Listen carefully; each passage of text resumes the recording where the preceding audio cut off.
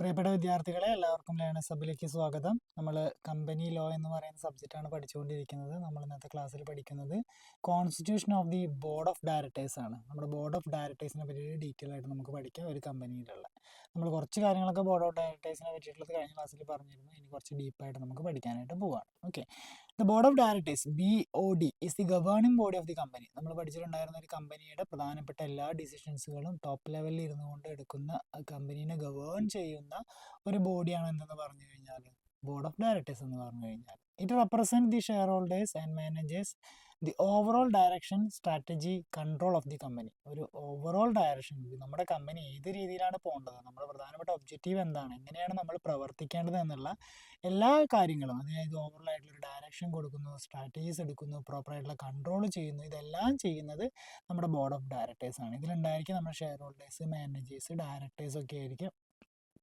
ഈ BODയിൽ ഉണ്ടായിരിക്കുക. The body is the brain and will. എന്താണ് ബോഡി എന്ന് പറഞ്ഞു കഴിഞ്ഞാൽ നമ്മുടെ മെയിൻ ആയിട്ടുള്ള തലച്ചോറാണ്. ബ്രെയിൻ ആൻഡ് വില്ല് എന്നുള്ളത് നമുക്ക് എന്ത് ചെയ്യാൻ പറയാൻ സാധിക്കും. അതായത് എല്ലാ തീരുമാനങ്ങളും എടുക്കുന്നതും ആ എടുത്ത തീരുമാനങ്ങൾ പ്രോപ്പറായിട്ട് ചെയ്യിക്കുന്നതും ആരാണ്? ഈ ബോർഡ് തന്നെയാണ്. അതുകൊണ്ട് നമുക്ക് എന്ത് വിളിക്കാം? ബ്രെയിൻ ആൻഡ് വില്ല് എന്ന് പറഞ്ഞിട്ട് നമുക്ക് എന്ത് വിളിക്കാം? നമ്മുടെ ഈ ഒരു ബോർഡ് ഓഫ് ഡയറക്ടേഴ്സിനെ നമുക്ക്, അല്ലെങ്കിൽ ഈ ഒരു ബോർഡിനെ നമുക്ക് വിളിക്കാനായിട്ട് സാധിക്കും. It make decision on behalf of the company and ensure the compliance with the law. എല്ലാ ഡിസിഷൻസുകളും എടുക്കുന്നു, അതുപോലെ തന്നെ കമ്പനീസ് ആക്ടിന്റെ നിയമപ്രകാരം തന്നെയാണ് പ്രവർത്തിക്കുന്നത് എന്നുള്ളത് ഉറപ്പുവരുത്തുകയും എന്ത് ചെയ്യുന്നുണ്ട്? ഈ ബോർഡ് ചെയ്യുന്നുണ്ട് എന്നുള്ളതാണ് പറയുന്നത്. ഇനി കുറച്ച് ലീഗൽ പ്രൊവിഷൻസുകൾ നമുക്ക് നോക്കാം. ദ കമ്പോസിഷൻ, അപ്പോയിൻമെന്റ്, powers and duties of directors are mainly govern by the companies act. അപ്പോൾ ഒരു ബോർഡ് ഓഫ് ഡയറക്ടേഴ്സിന് അല്ലെങ്കിൽ ബോർഡിലെ ആൾക്കാരുടെ അപ്പോയിൻമെന്റ് എങ്ങനെയാണ്, അതിൻ്റെ കമ്പോസിഷൻസ് എങ്ങനെയായിരിക്കണം, അവരുടെ പവേഴ്സുകൾ എന്താണ്, അവരുടെ ഡ്യൂട്ടീസുകൾ എന്താണ് എന്നുള്ളതൊക്കെ ആരാണ് ഡിഫൈൻ ചെയ്ത് വെച്ചിട്ടുള്ളത്? കമ്പനീസ് ആക്ട് 2013 പ്രകാരം അതെങ്ങനെയാണ് അവർ ചെയ്യേണ്ടത് എന്നുള്ളത് വ്യക്തമായി പറഞ്ഞു വെച്ചിട്ടുണ്ട്. ഇനി സെക്ഷൻസുകൾ ഏതൊക്കെ സെക്ഷൻസുകളിലാണ് പറയണത്? 149 to 172 എന്ന് പറയുന്ന കമ്പനീസ് ആക്ടിലെ സെക്ഷൻസുകളിലാണ് എന്ത് പറയുന്നത്? ഒരു ബോർഡ് ഓഫ് ഡയറക്ടേഴ്സിന്റെ കമ്പോസിഷൻസ്, അപ്പോയിൻമെന്റ്, പവേഴ്സ്, ഡ്യൂട്ടീസുകളൊക്കെ എങ്ങനെ വേണമെന്നുള്ളത് പറയണത്. നോക്കാം. ഇനി ഡെഫിനിഷൻസ് നോക്കാം. സെക്ഷൻ 2 clause 10 ഇത് മറക്കരുത്, ഡെഫിനിഷനാണ്. ബോർഡ് ഓഫ് ഡയറക്ടേഴ്സിന്റെ ഡെഫിനിഷൻ പറയുന്നത് കമ്പനീസ് ആക്ടിൽ section 2 clause 10 the board of directors, അല്ലെങ്കിൽ ബോർഡ് എന്ന് പറഞ്ഞു കഴിഞ്ഞാൽ means the collective body of directors of the company. അല്ലേ, ഡയറക്ടേഴ്സുകളെല്ലാം കൂടി ചേർന്നിട്ടുള്ള ഒരു കളക്റ്റീവ് ബോഡിനെയാണ് എന്ന് പറയുന്നത് ബോർഡ്, അല്ലെങ്കിൽ ബോർഡ് ഓഫ് ഡയറക്ടേഴ്സ് എന്നുള്ളത് പറയുന്നത്. അത് കമ്പനി ആക്ട് 2013 നമുക്ക് നൽകിയിട്ടുള്ള ഡെഫിനേഷനാണ്. ഇനി സെക്ഷൻ 2 clause 34 എന്ന് നോക്കിയേ, ഡയറക്ടറിനെ പറ്റിയാണ് പറയുന്നത്. Director means a person appointed by the board of the company. നമ്മുടെ ഒരു കമ്പനിയുടെ ബോർഡ് അപ്പോയിൻമെന്റ് ചെയ്യുന്ന പേഴ്സൺ ആരാണോ, വ്യക്തി ആരാണോ, അവരെ നമുക്ക് എന്തെന്ന് വിളിക്കാം? ഡയറക്ടേഴ്സ് എന്ന് പറഞ്ഞ് വിളിക്കാം. അപ്പോൾ എന്താ പറഞ്ഞത്? ബോർഡ് ഓഫ് ഡയറക്ടേഴ്സ് എന്ന് പറഞ്ഞു കഴിഞ്ഞാൽ എന്താ means collective body of directors of the company. Collective body of directors of the കമ്പനിയാണ് ബോർഡ് ഓഫ് ഡയറക്ടേഴ്സ്, അല്ലെങ്കിൽ ബോർഡ് എന്ന് പറഞ്ഞു കഴിഞ്ഞാൽ. ഡയറക്ടർ എന്ന് പറഞ്ഞു കഴിഞ്ഞാൽ എന്താണ്? Means a person appointed to the board of company. ഏത് ആളെയാണോ അപ്പോയിൻമെന്റ് ചെയ്യുന്നത്, ഒരു കമ്പനിയുടെ ബോർഡിൽ അപ്പോയിൻമെന്റ് ചെയ്യുന്ന പേഴ്സൺ ആരാണോ അവരെയാണ് എന്ത് വിളിക്കുന്നത്? ഡയറക്ടർ എന്ന് പറഞ്ഞ് വിളിക്കുന്നത്. ക്ലിയർ ആണല്ലോ? അപ്പോൾ അതാണ് ഒരു ഇൻട്രൊഡക്ഷൻ പാർട്ടിൽ നമുക്ക് എന്ത് ചെയ്യാനായിട്ടുള്ളത്, ഡിസ്കസ് ചെയ്യാനായിട്ടുള്ളത്. നമുക്ക് അടുത്ത് നോക്കാം, constitution of the board of directors ആണ് നമ്മൾ അടുത്തതായിട്ട് നോക്കാൻ പോകുന്നത്. നോക്കാം. Every company must have the board of directors constitute according to the provision of the section. അപ്പോൾ മറക്കരുത്, ഏത് സെക്ഷൻ പ്രകാരമാണ്? 149 സെക്ഷൻ പ്രകാരം, കമ്പനീസ് ആയിട്ടുള്ള ഇത് പ്രകാരമാണ് company must have board of directors constituted. എത്ര ബോർഡ് ഓഫ് ഡയറക്ടേഴ്സ് ഒക്കെ വേണമെന്നുള്ളത് കറക്റ്റായിട്ട് പറയുന്നത്. നോക്കാം. കമ്പനി പബ്ലിക് കമ്പനി ആണെന്നുണ്ടെങ്കിൽ minimum 3 directors, maximum 15 directors. Private company ആണെന്നുണ്ടെങ്കിൽ മിനിമം 2ഉം മാക്സിമം 15ഉം. 1 പേഴ്സൺ ആണെന്ന് വെച്ചാൽ ഒരാൾ. നമ്മൾ ഓൾറെഡി മുന്നത്തെ ക്ലാസ്സിൽ പറഞ്ഞിട്ടുണ്ട്. ഇനി 15നേക്കാൾ കൂടുതൽ വേണമെന്നുണ്ടെങ്കിൽ നമ്മൾ എന്ത് പറയണം? സ്പെഷ്യൽ റെസൊല്യൂഷൻ എന്ത് ചെയ്യണം? പാസ്സാക്കിയിട്ടുണ്ടായിരിക്കണം എന്നാണ് പറയുന്നത്. ഓക്കെ, ഇത് നമ്മൾ ഓൾറെഡി മുന്നേ ഡിസ്കസ് ചെയ്തിട്ടുള്ള കാര്യമാണ്. അപ്പോൾ constitution of the board of directors ഏത് സെക്ഷനിലാണ് പറയുന്നത്? കമ്പനീസ് ആക്ട് 2013 സെക്ഷൻ 149 അതിനെ പറ്റിയിട്ട് പറയുന്നത് എന്നുള്ളത് എന്ത് ചെയ്യാം? മനസ്സിലാക്കി വെക്കുക. ഇനി പ്രധാനപ്പെട്ട ടൈപ്സ് ഓഫ് ഡയറക്ടേഴ്സ് ഏതൊക്കെയാണെന്നുള്ളതാണ് നമ്മൾ നെക്സ്റ്റ് പഠിക്കാനായിട്ട് പോകുന്നത്. ഒന്നാമത്തെ ടൈപ്സ് ഓഫ് ഡയറക്ടേഴ്സ് ആണ് ഒന്ന് എക്സിക്യൂട്ടീവ് ഡയറക്ടർ, ഓക്കെ, നോക്കാം. Involve the day to day management and operation of the company. ഒരു കമ്പനിയുടെ ഡേ ടു ഡേ മാനേജ്മെന്റും ഡേ ടു ഡേ ഓപ്പറേഷൻ ആക്ടിവിറ്റീസുകളൊക്കെ ചെയ്യുന്ന ഡയറക്ടറെ വിളിക്കുന്ന പേരെന്താണ്? എക്സിക്യൂട്ടീവ് ഡയറക്ടർ ആണ്. വർക്ക്സ് എന്താ? Full time and responsible for implementing company policies, business decision. Full time ആയിട്ട് വർക്ക് ചെയ്യുന്നുണ്ട്. എന്ത് ചെയ്യാം? എന്തൊക്കെയാ? കമ്പനിയുടെ പോളിസീസുകൾ ഇംപ്ലിമെന്റ് ചെയ്യുന്നുണ്ട്. അതുപോലെ ബിസിനസ് ഡിസിഷൻസുകളൊക്കെ എടുക്കുന്നത് ആരാണ്? എക്സിക്യൂട്ടീവ് ഡയറക്ടർ ആണ്. രണ്ട് തരത്തിലുണ്ടടാ. ഒന്ന് മാനേജിങ് ഡയറക്ടർ, രണ്ടാമത്തെ full time director. Employed full time with specific managerial duties. ഇദ്ദേഹം എന്ത് ചെയ്യുന്നുണ്ട്? അതിൽ ആദ്യത്തെ നമുക്ക് നോക്കാം മാനേജിങ് ഡയറക്ടേഴ്സ്. മാനേജിങ് ഡയറക്ടേഴ്സ് എന്ന് പറഞ്ഞാൽ entrusted with substantial power of the management. Managing director എന്ന് പറഞ്ഞു കഴിഞ്ഞാൽ സബ്സ്റ്റൻഷ്യൽ പവറുള്ള ആളാണ്. അതായത് കമ്പനിയുടെ എല്ലാ കാര്യങ്ങളും എന്ത് ചെയ്യണം? അദ്ദേഹം നോക്കേണ്ടതായിട്ടുണ്ട്. അതാണ് സബ്സ്റ്റൻഷ്യൽ പവർ എന്ന് പറഞ്ഞു കഴിഞ്ഞാൽ. അപ്പോൾ എല്ലാ ആക്ടിവിറ്റികളും മാനേജ് ചെയ്യുന്ന ഡയറക്ടറാണ് മാനേജിങ് ഡയറക്ടർ എന്ന് പറഞ്ഞു കഴിഞ്ഞാൽ. അവർക്ക് എന്തുണ്ട്? സബ്സ്റ്റൻഷ്യൽ പവർ ഉണ്ട്. ഇനി ഫുൾ ടൈം ഡയറക്ടർ ഉണ്ട്, WTD എന്ന് പറയും. Employed full time with specific manager. അത് ഇവിടെ ഒരു സ്പെസിഫിക് മാനേജറിയൽ ഡ്യൂട്ടി ഉണ്ടായിരിക്കും. ആ ഡ്യൂട്ടിയുമായിട്ട് ഫുൾ ടൈം ആ ഏൽപ്പിച്ച് ചുമതല ചെയ്യുന്ന വ്യക്തിയായിരിക്കും എന്തെന്ന് പറഞ്ഞു കഴിഞ്ഞാൽ ഫുൾ ടൈം ഡയറക്ടർ എന്ന് പറഞ്ഞു കഴിഞ്ഞാൽ. മാനേജിങ് ഡയറക്ടർ എന്ന് പറയുമ്പോൾ സബ്സ്റ്റൻഷ്യൽ പവർ ഉള്ളതായിരിക്കും. ഫുൾ ടൈം ഡയറക്ടർ ആണെന്ന് വെച്ചെങ്കിൽ അവിടെ എന്താ? സ്പെസിഫിക് മാനേജറിയൽ ഡ്യൂട്ടീസ് ആയിരിക്കും അവിടെ കിട്ടുക. അതൊന്ന് നിങ്ങൾ എന്ത് ചെയ്യണം? അവിടെ മനസ്സിലാക്കി വെച്ചോളണം. ഇവിടെ എന്താണ് പറയുന്നത്? മാനേജിങ് ഡയറക്ടർ വെറും MD ആണെന്ന് വെച്ചാൽ സബ്സ്റ്റൻഷ്യൽ പവർ ഉണ്ടായിരിക്കും. ഫുൾ ടൈം ആണെന്ന് വെച്ചാൽ സ്പെസിഫിക് മാനേജറിയൽ ഡ്യൂട്ടീസ് അദ്ദേഹം എന്ത് ചെയ്യേണ്ടി വരും? ചെയ്യേണ്ടതായിട്ട് വരും. ദേ receive salary or remuneration as per the company. ഇവർക്ക് കിട്ടുന്ന പ്രതിഫലം എന്ന് പറഞ്ഞു കഴിഞ്ഞാൽ സാലറി അല്ലെങ്കിൽ റെമ്യൂണറേഷൻ ആയിരിക്കും. കമ്പനിയുടെ as per the company policy schedule 5 പറഞ്ഞിട്ടുള്ള, ആക്ച്വലി ഷെഡ്യൂൾ 5 ഇവരുടെ റെമ്യൂണറേഷനൊക്കെ പറ്റിയിട്ട് പറയുന്നത്. അത് അതിൽ പറഞ്ഞിട്ടുള്ള രീതിയിലുള്ള സാലറി റെമ്യൂണറേഷനൊക്കെ ആർക്ക് കിട്ടൂടാ? മാനേജിങ് ഡയറക്ടേഴ്സ് അല്ലെങ്കിൽ ഫുൾ ടൈം ഡയറക്ടേഴ്സിനൊക്കെ എന്ത് ചെയ്യും? കറക്റ്റായിട്ട് കിട്ടുന്നതാണ് പറയുന്നത്. Okay, they are part of the executive management team. They are the accountable to the board. ഇതെന്താണ്? നമ്മുടെ എക്സിക്യൂട്ടീവ് മാനേജ്മെന്റ് ടീമിന്റെ ഒരു ഭാഗമാണ് ആരെന്ന് പറഞ്ഞാൽ ഈ എക്സിക്യൂട്ടീവ് ഡയറക്ടേഴ്സ്. ഇവർ അക്കൗണ്ടബിൾ ആണ് ബോർഡ്. കാരണം ഇവർക്ക് കൊടുത്തിട്ടുള്ള ജോലി കറക്റ്റായിട്ട് അത് ചെയ്തു എന്നുള്ളത്, എങ്ങനെയാണ് അത് ചെയ്ത് തീർത്തത് എന്നുള്ളതൊക്കെ ആരോട് പറയാൻ ഇവർ ബാധ്യസ്ഥരാണ്? ബോർഡിനോട് പറയാനായിട്ട് ഇവരെന്താണ്? ബാധ്യസ്ഥരാണ്. അതുകൊണ്ടാണ് ഇവർ അക്കൗണ്ടബിൾ ആണ് എന്നുള്ളത് എന്ത് ചെയ്യണം? ഇവിടെ ക്ലിയർ ആയിട്ട് പറയുന്നത്. ക്ലിയർ ആണല്ലോ. അപ്പോൾ ആദ്യത്തെ ഡയറക്ടർ നമ്മൾ പഠിച്ചു. എന്താണ്? Executive director. പക്കാ ക്ലിയർ ആയിട്ടുണ്ടാവും. നെക്സ്റ്റ് നമുക്ക് നോക്കാം non executive directors. Executive director അല്ലാത്ത ആൾക്കാരെയാണ് non executive directors. Not involve in the daily management of the company. Daily ആക്ടിവിറ്റികളൊന്നും ഇൻവോൾവ് അല്ലാത്ത ആൾക്കാരാണ് എന്തെന്ന് പറഞ്ഞു കഴിഞ്ഞാൽ നോൺ എക്സിക്യൂട്ടീവ് ഡയറക്ടേഴ്സ്. പ്ലേ ചെയ്യും. പക്ഷെ ഇവർ പ്ലേ ചെയ്യണത് എന്തിനു വേണ്ടിയിട്ടാണ്? Policy formulation, strategic planning and performance review. ഈ 3 കാര്യങ്ങൾക്ക് വേണ്ടിയിട്ടായിരിക്കും ഇവർ എന്ത് ചെയ്യുന്നത്? ഫോം ചെയ്യണത്. സോ അല്ലാതെ ഡേ ടു ഡേ നടക്കുന്ന കാര്യങ്ങളെ മാനേജ് ചെയ്യുക, കൺട്രോൾ ചെയ്യുന്നതിന് വേണ്ടിയിട്ടൊന്നും ആയിരിക്കില്ല.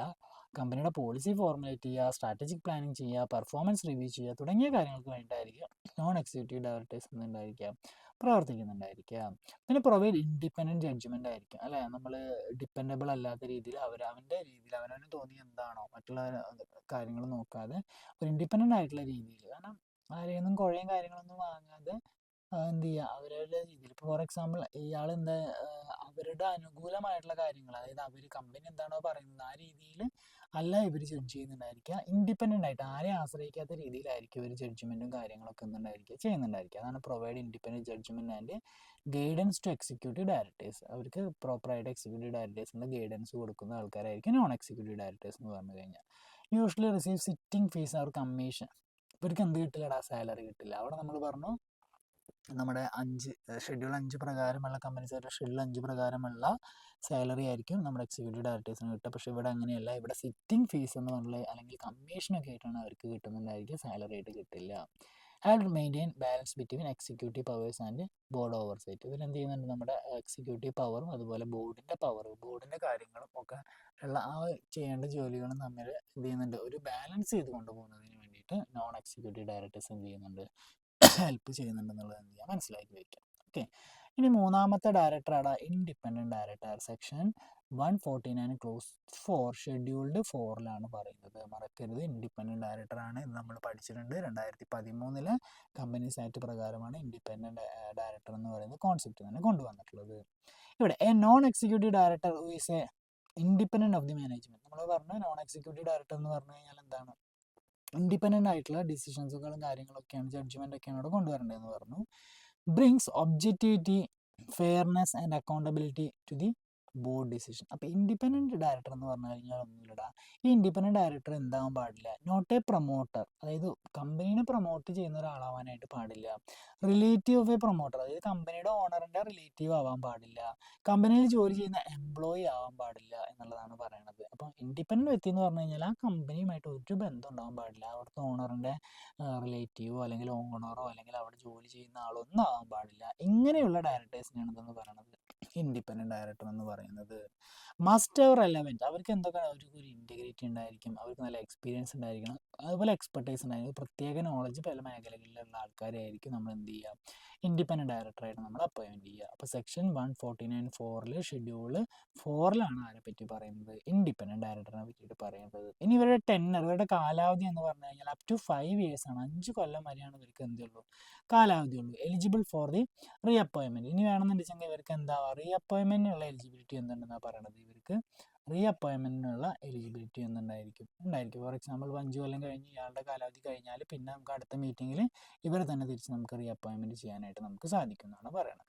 Then at least 1/3 of the board of the listed public company. ശ്രദ്ധിക്കണേ, ലിസ്റ്റഡ് പബ്ലിക് കമ്പനി ആണെന്നുണ്ടെങ്കിൽ അവിടെ 1/3 എങ്കിലും എന്തായിരിക്കണം, ഇൻഡിപെൻഡൻറ്റ് ഡയറക്ടേഴ്സ് ആയിരിക്കണം. അത് നിയമമാണ്, മറക്കരുത്. ഒരു ലിസ്റ്റഡ് ആയിട്ടുള്ള കമ്പനി ആണെന്നുണ്ടെങ്കിൽ 1/3 ഭാഗം, 1/3 ഭാഗം ആരായിരിക്കണം എന്നാണ്, ഇൻഡിപെൻഡൻറ്റ് ഡയറക്ടേഴ്സ് ആയിരിക്കണം ഉണ്ടായിരിക്കേണ്ടത്. Then it play a vital role in the audit committee, അതുപോലെ തന്നെ corporate governance, stakeholders protection. ഇപ്പം ഇതിനൊക്കെ ഇത് വളരെയധികം ഹെൽപ്പ് ചെയ്യുന്നുണ്ട്. ഓഡിറ്റ് കമ്മിറ്റി ഫോം ചെയ്യുന്നതിന്, കോർപ്പറേറ്റ് ഗവേണൻസിന് വളരെയധികം ഹെൽപ്പ് ചെയ്യുന്നുണ്ട്, അതുപോലെ സ്റ്റേക്ക് ഹോൾഡേഴ്സ് പ്രൊട്ടക്ഷനും ആര് ഹെൽപ്പ് ചെയ്യുന്നുണ്ട്, ഇൻഡിപെൻഡൻറ്റ് ഡയറക്ടേഴ്സ് ഹെൽപ്പ് ചെയ്യുന്നുണ്ട്. ക്ലിയർ ആണല്ലോ. ഇനി അടുത്താണ് നോമിനി ഡയറക്ടർ എന്ന് പറഞ്ഞു കഴിഞ്ഞാൽ, ആരാണ് നോമിനി ഡയറക്ടർ എന്നുള്ളത് നമുക്ക് നോക്കാം.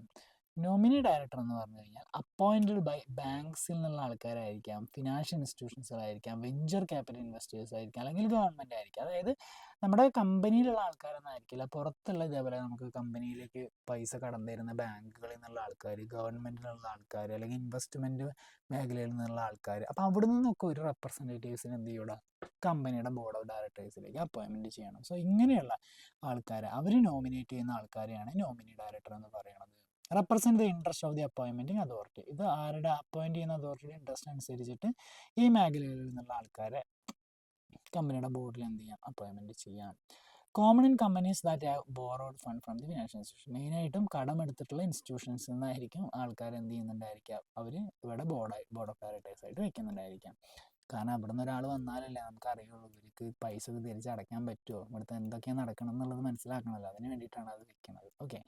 Monitor company performance, ensure protection of the lenders investment. ഇപ്പോൾ പറഞ്ഞ പോലെ തന്നെ കമ്പനിയുടെ പെർഫോമൻസ് എന്ത് ചെയ്യുക, മോണിറ്റർ ചെയ്യുക. ദെൻ അതുപോലെ തന്നെ എൻഷുവർ ചെയ്യുക പ്രൊട്ടക്ഷൻ ഓഫ് ലെൻഡ്, നമ്മൾ കൊടുത്ത പൈസ അല്ലെങ്കിൽ ഇൻവെസ്റ്റ് ചെയ്തിട്ടുള്ള പൈസയൊക്കെ തിരിച്ച് കിട്ടുമെന്നുള്ള ആ ഒരു പ്രൊട്ടക്ഷൻ, ഒരു ഉറപ്പ് വരുത്തേണ്ടത് ഈ ഡയറക്ടേഴ്സിൻ്റെ ഒരു ചുമതലയാണ്. പിന്നെ മേ അറ്റൻഡ് ദ മീറ്റിംഗ്, അതുപോലെ തന്നെ വോട്ട് ചെയ്യുക, മീറ്റിങ്ങിൽ അറ്റൻഡ് ചെയ്യണം ഇവർ, വോട്ട് ചെയ്യണം, ദെൻ അഡ്വൈസ് ചെയ്യണം മാനേജ്മെൻറ്റിനെ, but must act with the fiduciary limit. പക്ഷേ അവർക്ക് എന്തുണ്ട്, മുഴുവനായിട്ടുള്ള അധികാരം കാര്യങ്ങളൊന്നുമില്ല, ഒരു പകുതി ഫിഡ്യൂഷ്യറി ലിമിറ്റ്സ് ഉണ്ടെന്നാണ് അവർക്ക് പറയണത്. അവർക്ക് പറയുന്ന കാര്യങ്ങളിൽ അവരെ മനസ്സിലാക്കി കൊടുക്കുന്നതിന് വേണ്ടിയിട്ടുള്ള ഒരു ലിമിറ്റ് ഉണ്ട്. ആ ലിമിറ്റിൻ്റെ അകത്ത് നിന്നിട്ട് എന്ത് ചെയ്യാൻ പറ്റും, ഈ പറയുന്ന അഡ്വൈസുകളും മീറ്റിങ്ങിൽ കാര്യങ്ങളൊക്കെ പങ്കെടുക്കാനും വോട്ട് ചെയ്യാനൊക്കെ അവർക്ക് സാധിക്കുമെന്നാണ് പറയണത്.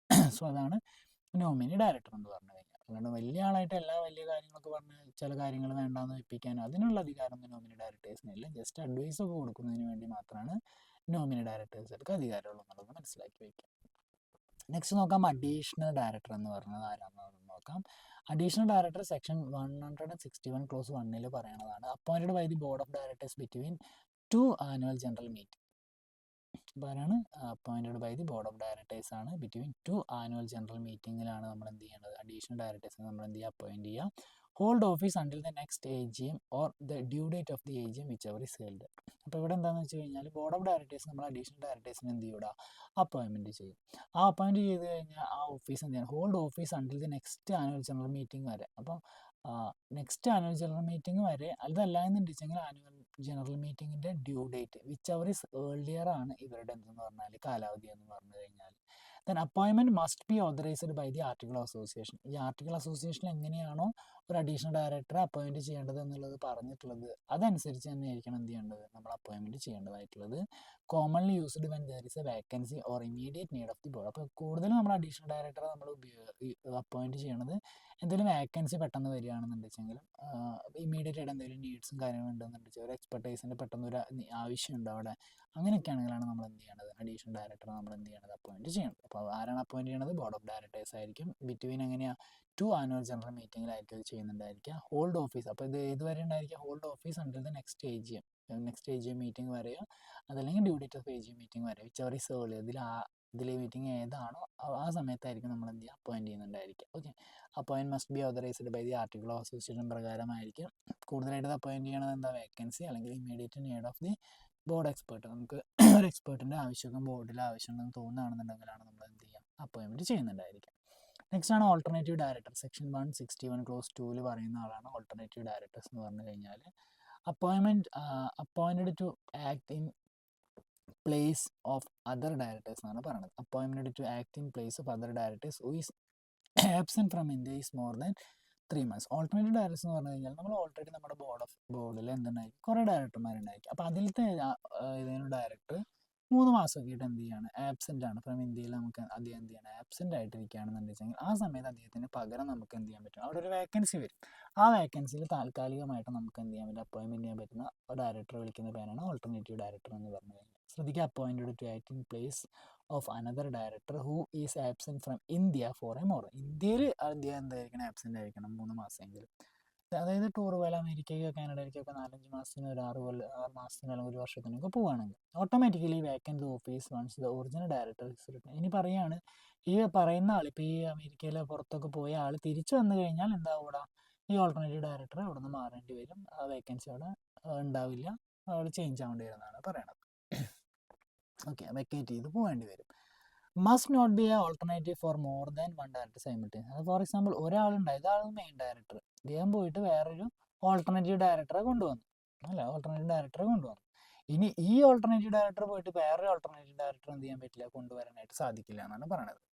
Must not be a alternate for more than 1 director simultaneous. നമുക്ക് മോർ ദാൻ 1 ഡയറക്ടേഴ്സ് നമുക്ക് എന്ത് ചെയ്യാൻ പറ്റില്ല, അങ്ങനെ കൊണ്ടുവരാനായിട്ട് സാധിക്കില്ല.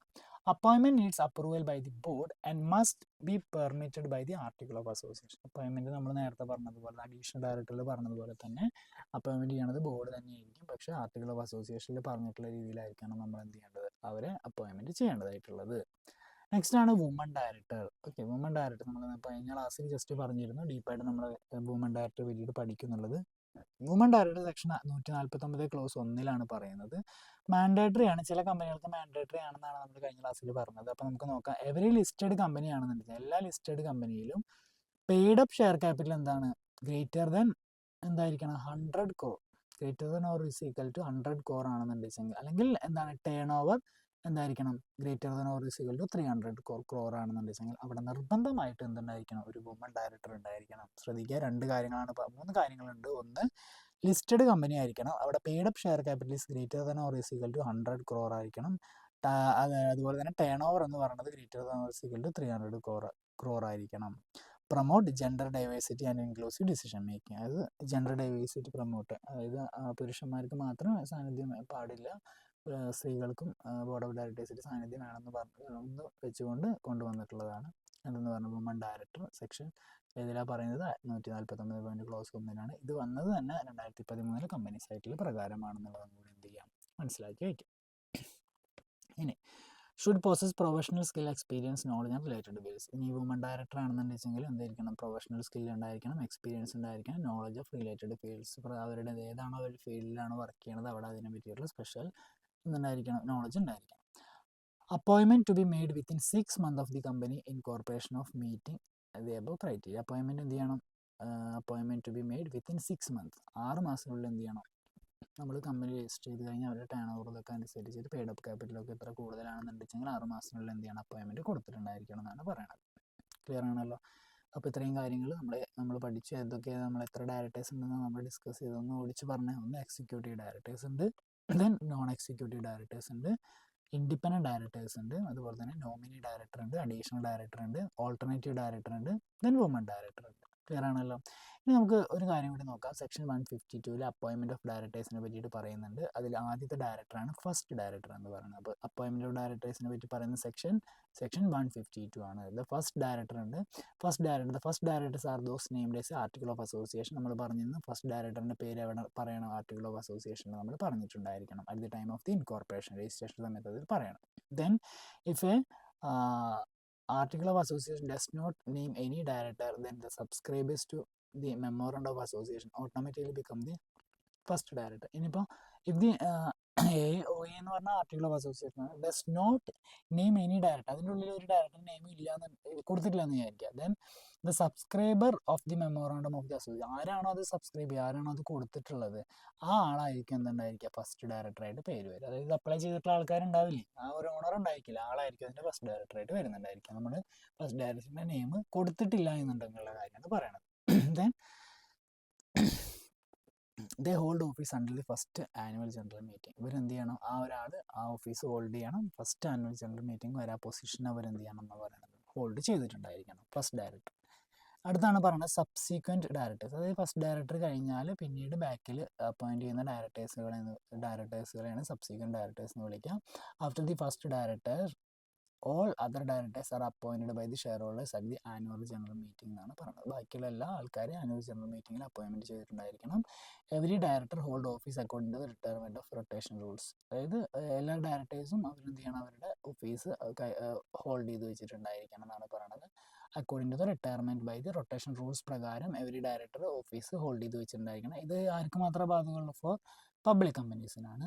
Then a resolution is passed in the AGM to appoint new or reappointment retiring director. ഇനിയിപ്പോൾ റിട്ടയർഡ് ആയിട്ടുള്ള ആൾക്കാരെ നമ്മൾ തിരിച്ചെടുക്കുന്നുണ്ട് എന്നുണ്ടെങ്കിൽ നമ്മുടെ, അതായത് ഫോർ എക്സാമ്പിൾ നമ്മൾക്ക് ബോർഡ് ഓഫ് ഡയറക്ടേഴ്സിൽ നമ്മൾ ഇത്ര കാലം കഴിഞ്ഞാൽ ആൾക്കാർ എന്ത് ചെയ്യാം, അതിൽ നിന്ന് റിട്ടയർ ചെയ്യും, അല്ലെങ്കിൽ കമ്പനിയിൽ നിന്ന് റിട്ടയർ. അപ്പോൾ അവരൊക്കെ നമുക്ക് തിരിച്ച് വിളിക്കണം എന്നുണ്ടെങ്കിൽ നമുക്ക് എന്ത് ചെയ്യണം, സ്പെഷ്യൽ റെസൊല്യൂഷൻ എന്ത് ചെയ്യണം, അവിടെ പാസ് ചെയ്തിട്ടുണ്ടായിരിക്കണം. പിന്നെ അതുപോലെ തന്നെ അവർ ഹോൾഡ് ചെയ്തിട്ടുണ്ടായിരിക്കണം, ഓഫീസും അവരാണ് എന്ത് ഉണ്ടായിരിക്കണം, ഹോൾഡ് ചെയ്തിട്ടുള്ള ആൾക്കാരായിരിക്കണം എന്നാണ് പറയുന്നത്. സോ അതാണ് സബ്സീക്വൻറ്റ് ഡയറക്ടേഴ്സ് എന്ന് പറഞ്ഞ പോയിന്റിൽ മെയിനായിട്ട് വരുന്നത്. ഇനി നമ്മൾ അപ്പോയിൻറ്റ് ചെയ്യണമെങ്കിൽ നമുക്ക് എന്തൊക്കെ വേണം? ഡയറക്ടേഴ്സ് ഐഡൻറ്റിഫിക്കേഷൻ നമ്പർ ഉണ്ടായിരിക്കണം. അപ്പോൾ നമ്മൾ ഫസ്റ്റ് ഡയറക്ടർ ചെയ്തു, അത് കഴിഞ്ഞിട്ട് സബ്സീക്വൻ്റ് ആയിട്ടുള്ള ഡയറക്ടേഴ്സിനെ നമ്മൾ എന്ത് ചെയ്യണം, ആനുവൽ ജനറൽ മീറ്റിംഗിൽ തീരുമാനിച്ചു. അപ്പോൾ ഡയറക്ടേഴ്സിനൊക്കെ നമ്മൾ തീരുമാനിച്ചു, നമ്മുടെ അടുത്ത സ്റ്റെപ്പ് എന്ന് പറഞ്ഞു കഴിഞ്ഞാൽ ഡയറക്ടേഴ്സ് ഐഡൻറ്റിഫിക്കേഷൻ നമ്പർ കൊടുക്കണം. Every individual proposal to appointed as a director must have a director identification number. അപ്പോൾ എന്ത് വേണം, എല്ലാ ഡയറക്ടേഴ്സിനും നമ്മൾ ഫിക്സ് ചെയ്ത് കഴിഞ്ഞാൽ അവരെ ഐഡൻറ്റിഫൈ ചെയ്യുന്ന ഒരു നമ്പർ നമ്മൾ എന്ത് ചെയ്യണം, അലോട്ട് ചെയ്യേണ്ടതായിട്ടുണ്ട്. Directors identification number is issued by the, ആരാണ് അത് ഇഷ്യൂ ചെയ്യുന്നത്? മിനിസ്ട്രി ഓഫ് കോർപ്പറേറ്റ് അഫയേഴ്സ് ആണ്. നമ്മുടെ തലവനായിട്ടുള്ള MC ആണ്, മിനിസ്ട്രി ഓഫ് കോർപ്പറേറ്റ് അഫയേഴ്സ് ആണ് അത് എന്ത് ചെയ്യണത്, ഇഷ്യൂ ചെയ്യുന്നത്.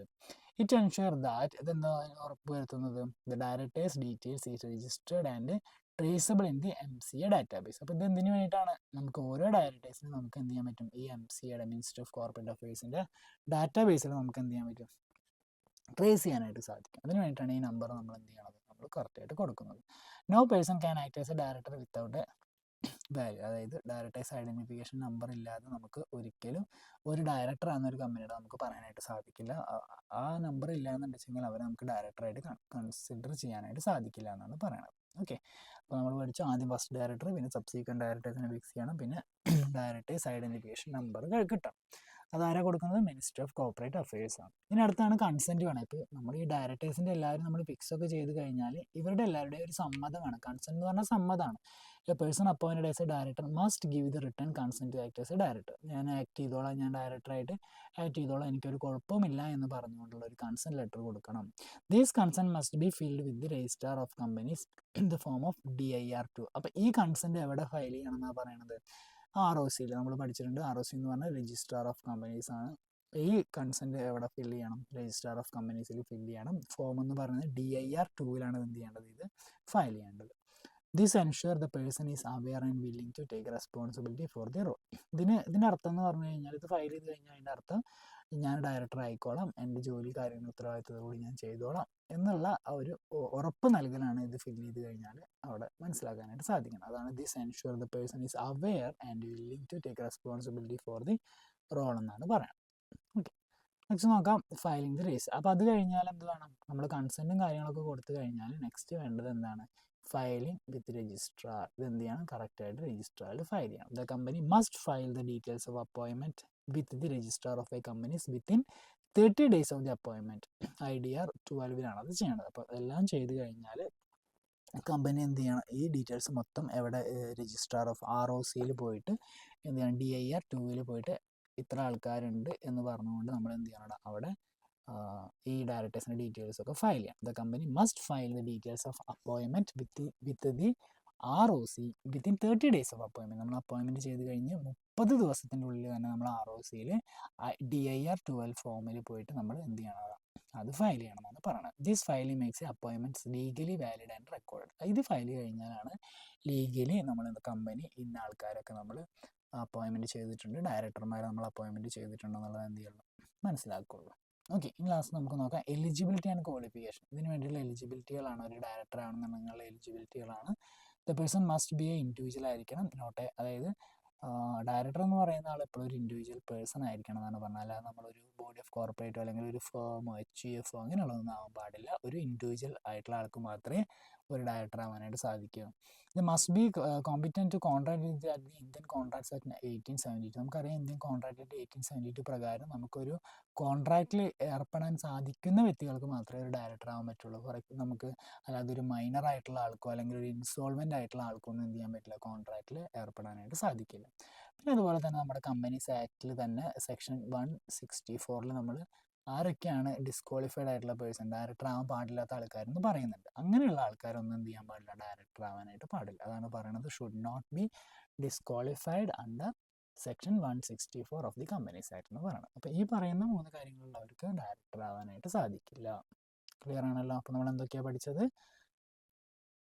നമ്മുടെ അപ്പോയിൻമെൻറ്റ് ഓഫ് ഡയറക്ടേഴ്സ് സെക്ഷൻ 152 പറയുന്നു. ആദ്യം നമ്മൾ ഫസ്റ്റ് ഡയറക്ടർ നമ്മൾ അപ്പോയിൻറ്റ് ചെയ്യുന്നു, പിന്നെ സബ്സീക്വൻറ്റ് ഡയറക്ടേഴ്സ് ഉണ്ടായിരിക്കും. അത് കഴിഞ്ഞാൽ ഡയറക്ടേഴ്സ് ഐഡൻറ്റിഫിക്കേഷൻ നമ്പർ കിട്ടുന്നു. അത് കഴിഞ്ഞാൽ ഡയറക്ടർമാരുടെ കൺസെൻറ്റ് വാങ്ങണം. ദെൻ ഫയലിംഗ് ദി രജിസ്ട്രാറിൽ ഫയൽ ചെയ്യണം. എലിജിബിലിറ്റി ആൻഡ് ക്വാളിഫിക്കേഷൻസ് എന്തൊക്കെയാണെന്നുള്ളത് എന്ത് ചെയ്തു നമ്മൾ പഠിച്ചു. അപ്പോൾ ഒരു വലിയൊരു ക്ലാസ് തന്നെയായിരുന്നു. പ്രധാനപ്പെട്ട കുറേ കാര്യങ്ങൾ നമ്മൾ എന്ത് ചെയ്തിട്ടുണ്ട്, ഈ ഒരു ക്ലാസ്സിൽ ഡിസ്കസ് ചെയ്തിട്ടുണ്ട്.